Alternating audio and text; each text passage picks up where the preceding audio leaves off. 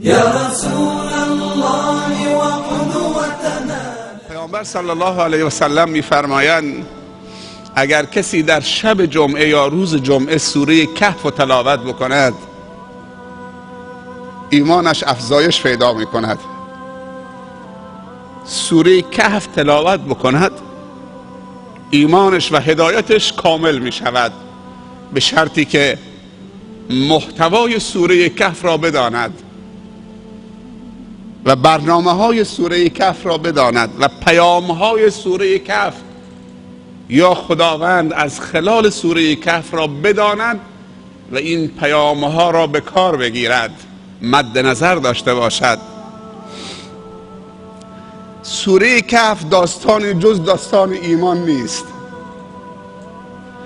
جز داستان خداجویی و خدا طلبی چیزی دیگر نیست، جز به سوی خدا حرکت کردن و توکل به خدا چیز دیگر نیست، جز فرار از معصیت و شرک و گناه و بدعت و کفر به سوی هدایت و نور الهی چیزی دیگر نیست. میگه اگر مسلمانی شب جمعه یا روز جمعه خداوند توفیقش بدهد که سوره کهف را تلاوت بکند، خداوند بین دوتا جمعه اون مسلمان و نورانی و روشن میگرداند، میدرخشاند.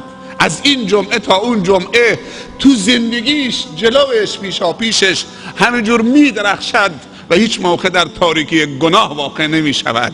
منظور از نور، نوری است که دل اون جوانای مؤمن سرمایه‌دار درخشان و نورانی کرد که راهو پیدا کردن و به سوی خدا هجرت کردن. انهم فتیه آمنوا بربهم و زدناهم هدی.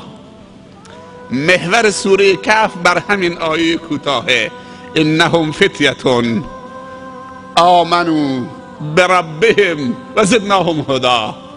چند تا جمله بیشتر نیست. سبب درخشندگی بین دوتا جمعه خواندن داستان اون چند تا جوان بود.